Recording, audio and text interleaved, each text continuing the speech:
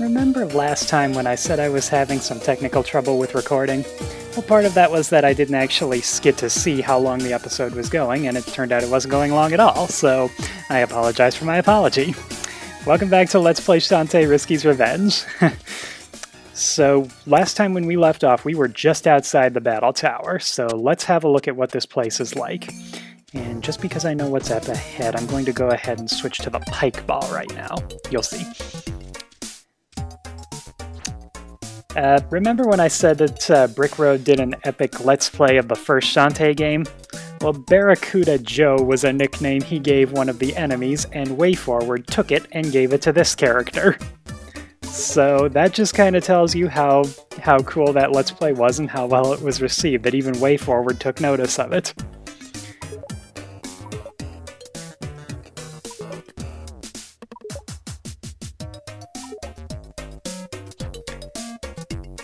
Alright. I don't know why they use the phrase "ret to go." They used it in the first game and they're bringing it back here, and it's just sort of a silly Shantae tradition right now. It's like the lazy man's way of saying ready to go. So, here we go, Battle Tower. And the goal here is just to beat all the enemies that they throw at you as quickly as you can. This song is actually Shantae's theme song. It's called She's Got Moves. In between each room, they give you a little extra time that you can add to your total there, and the only requirement is that you have to finish before you run out of time. And this place can be pretty tricky, especially for first-timers. My first time playing the game, I failed to get through, and all that happens if you run out of time is that they kick you out. You don't get a game over if you run out of time. So I didn't actually realize that the battle tower was a necessary step. But it turned out what I was doing wrong was that I wasn't using magic enough. The pike ball seriously helps with getting through here quickly.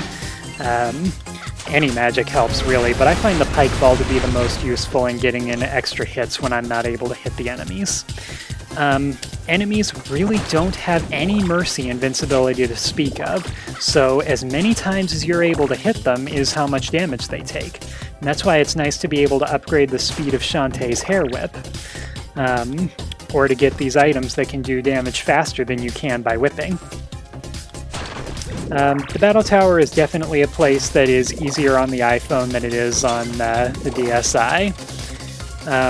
They give you more time between rooms. On the DSi, every time you get 30 seconds, but here sometimes you get 40, and sometimes you even get more. There are a couple of rooms that are just platforming challenges to try to drain your time, and those are much easier with the iPhone version. This place has every enemy that we have seen so far. So it's basically a challenge of many, many mooks in a row. And I'm not really too conservative about how much damage I take in this place because I know that there are health and magic refills in between most of the rooms.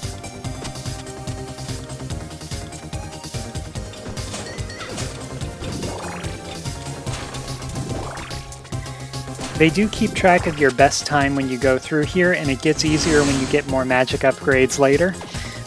So it's kind of a fun challenge to see how fast you can possibly get through it. I forget what my record is. I know I've got it somewhere.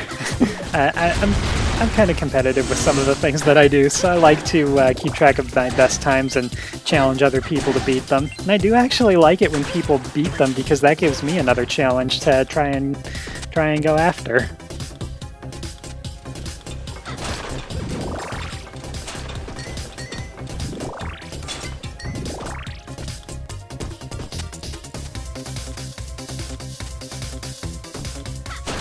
Yeah, the DSi version does not give you time in these platforming rooms like that.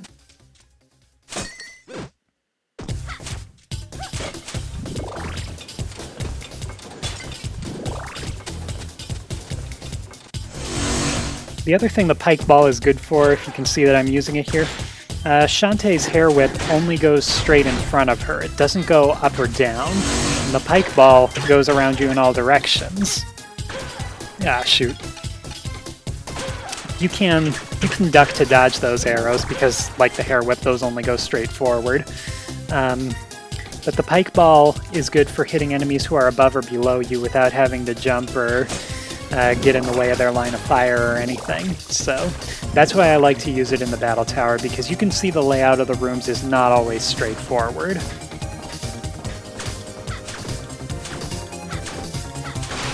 Oh boy. The Storm Puff is a little bit good for these knights because if it strikes them, it can do a lot of damage quickly.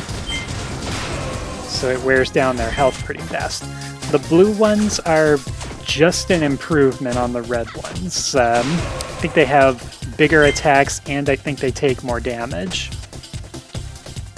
So that was the 10th floor. There's only one left. And, well, the doorway's a little bit ominous.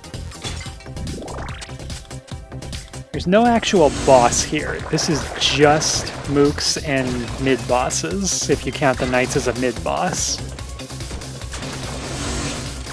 And this room throws all of them at you in sequence.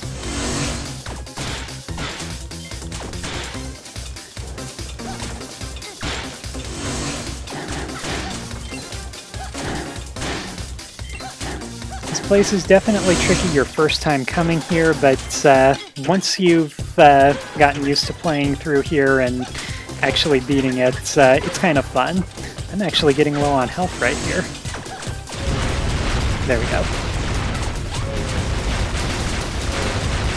Okay, I think that all that's left is knights, and there's actually 2 of them, so I'm going to have a Storm Puff try to beat that one for me while I beat this one up. And there we go. Just going to gather up the gems that they left behind. And through this door, there's our second magic seal.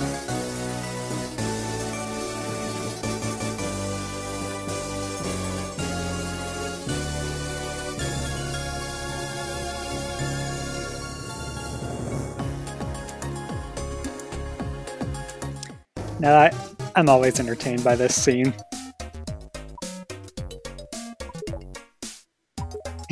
I can just imagine Shantae shyly and guiltily holding that magic seal and hoping that he doesn't realize what she's got.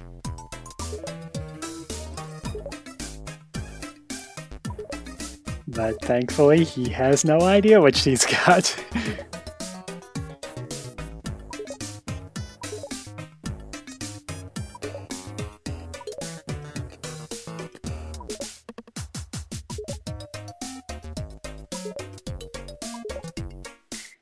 In fact, he felt so bad about that super valuable treasure she got, he's giving her something else. And this is the key to that locked door in the forest that we've seen. But he doesn't know that.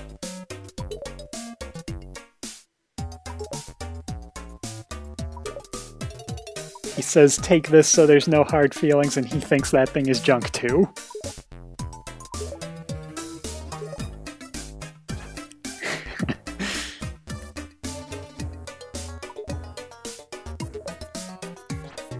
Showing a dangerous awareness of the fourth wall right here. But again, I find that pretty entertaining.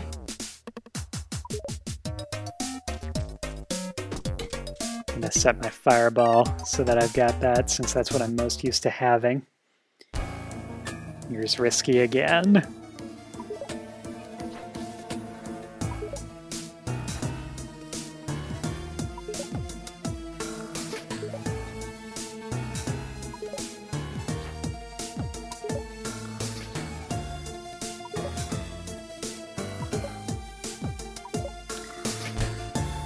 In the previous game, Risky let Shantae collect all the relics she was looking for and then stole them all at once.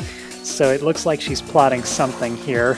She keeps trying to take them from Shantae every time we find one, but it seems like she has something planned that she's trying to do as far as getting them away from her.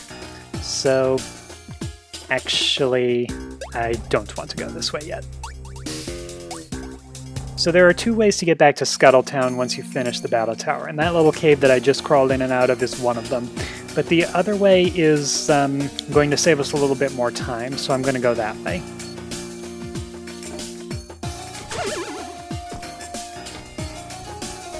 I'm always a little nervous around here because there are those holes in the ground that you can fall into, and you can't really see them when you're on the buildings up above.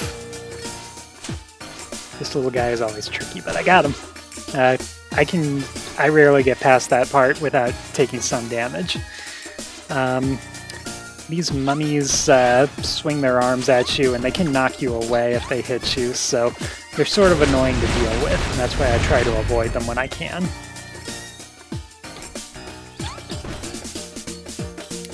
So if we go back through this cave the way we came, there was another one off to the left, and that's where we're going now.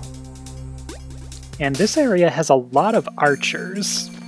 I think that this area has a name that actually has to do with the archers that are around here. Maybe that's just an unofficial name. I don't know.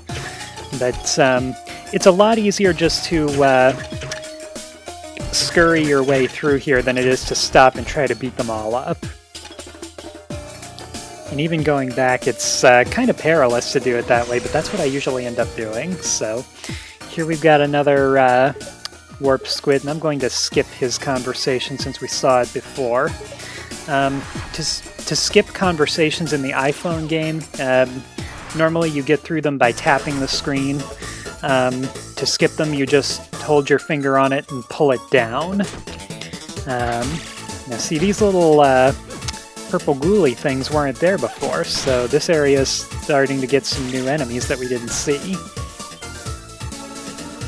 And that's just the way that things happen as you progress through this game.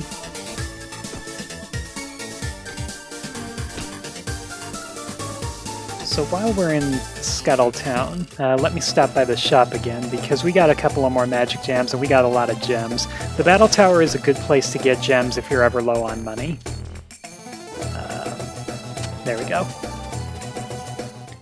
Now how many do I have? I just have 2, but that should be fine.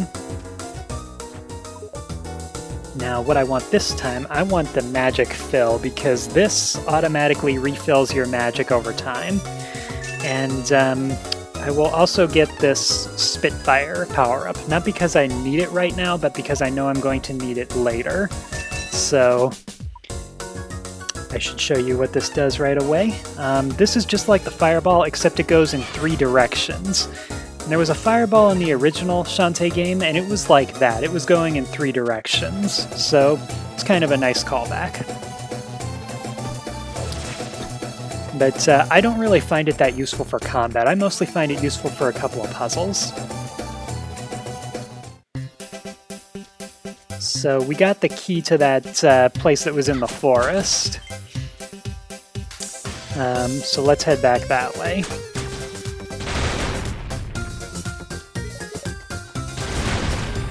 Now this is actually a little bit silly of me, but I find that using the warp squid to travel to the forest and then getting there from there is a little bit quicker than running through the rest of the field. So I don't know if it actually is faster, but I think I remember when I was doing speed runs of this game, I found that that was a quicker way to go. And finding these jumps that take you down like this, it's pretty straightforward, so I think it's a little quicker anyway. Alright, so now that we're here again, let's see what's through this door.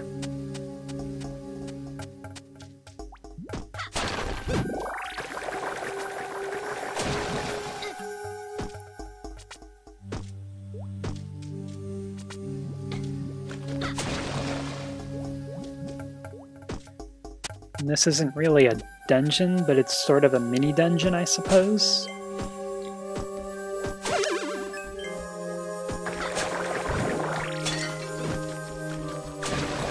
I find it interesting. I always feel really creeped out when I go here, and it's not like there's anything particularly, what word am I looking for? It's not like there's anything particularly foreboding here that makes it seem creepy. It's just, sort of odd. There's this little cave, nobody told you anything about it. What's to be expected in here, and you're just going through it. I don't know. I just get this, maybe it's the music, but I get this eerie feeling as I go through.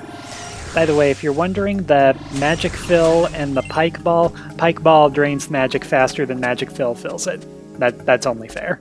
It does restore it while you're using the pike ball, but it just doesn't stop it from costing anything. So I can't do pike ball 24/7 or anything like that. So here's another magic fountain. It's the same conversation as it was before. Maybe that's slightly lazy, maybe it's not, but we're getting another transformation here. We got the elephant dance. And that can be used for smashing rocks. We have to use it to get out of here, so I can just walk out this door and show you. And the second pose that Shantae does while she's dancing is actually my favorite. Now, I don't know why that is. It's just something about it looks nice. I don't know. But the elephant is best for smashing rocks, and for some reason, when it charges forward, it's normally able to go over pits. That time was just kind of a fluke. Okay, one more try. One more try.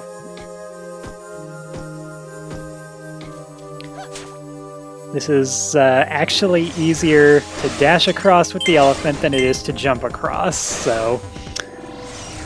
Flying elephants. Who knew?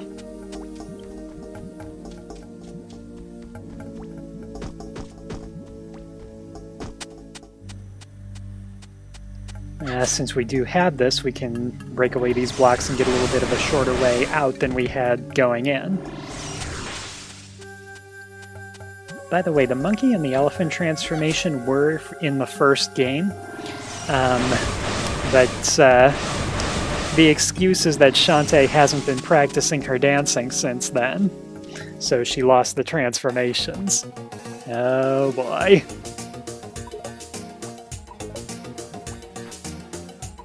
So these two are kinda trouble.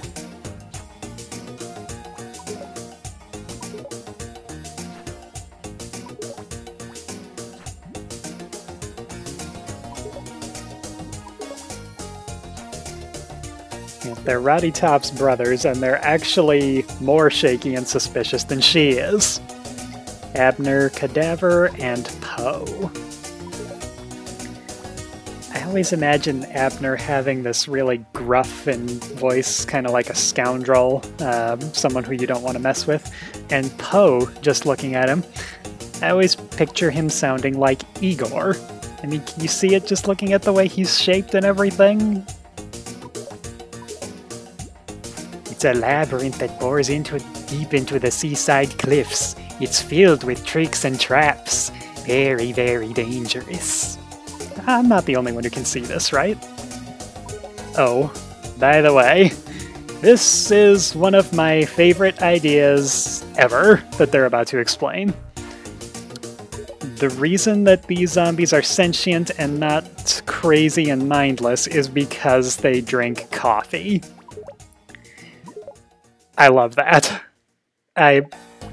In every other series I've ever seen that has zombies in it, this is personal headcanon for me, that coffee would make them sentient. With one exception, and that's Zombie U, which is much better with the zombies being as mindless as they are. Just because it's so much scarier. But they'll help us get into the next dungeon, and Shantae has to bring them coffee. Sounds fair enough. So they've given us our next mission. And this is actually an interesting point in the game because you can do a lot of exploring and find a lot of things right now.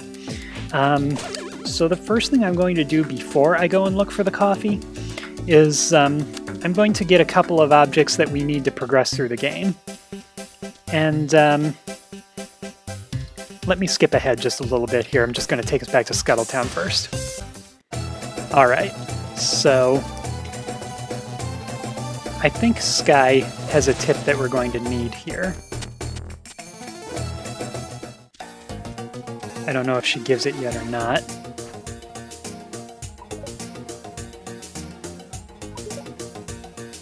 Yeah, she doesn't give the tip just yet. She'll give it a little bit later, but the tip is that we're going to need 2 items to continue.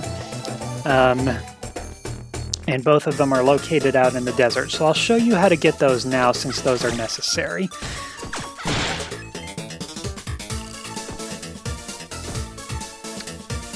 Remember how I had 2 choices of how to come back to Scuttletown from the Battle Tower? Well, the reason I chose the one with the warp squid is because we're going to need to warp back there just now. It's the easiest way to get the upgrades that we need. So let's warp out to the desert.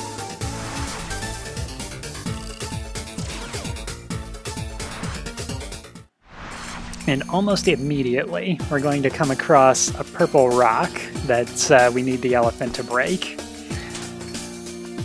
So let's have a look inside here.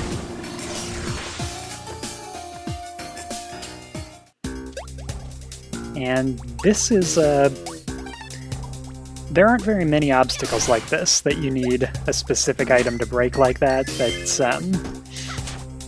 That tree you need to burn there. And then this is the monkey bullet. We can't get out of here without trying it out, so let's have a look. When you're hanging on a wall, you can shoot off just like that. This is not an attack either, so the monkey really has no way of damaging anybody. But it's useful for getting around certain areas. I'm going to try to get through here as quickly as I can, and they know that people like me are coming, so they hang these purple ghouls all over the place to try to keep you from jumping down. But it's still a lot faster than trying to navigate through it, so I just gun it. The other one is back in the direction of Battle Tower. And one thing that's kind of nice about these 2 upgrades that we're getting right now is that they don't really tell you that you need them, so it's kind of that you find them yourself and you get the satisfaction of finding them when nobody really directed you to them, except for Sky's one tip that these things are out in the desert and you need to find them.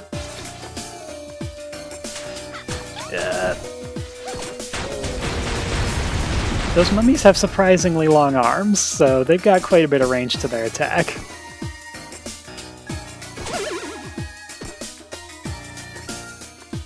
I'm going to save here just because I'm low on health, and I still think I'm going to be okay, but I'm not taking any chances. There are healing potions in the shop that I've been a little bit too lazy to buy. I'm going to need them for upcoming parts of the game, so it's not like I'm going to try to go the whole game without a potion or anything. So if we go up here, here's another purple rock.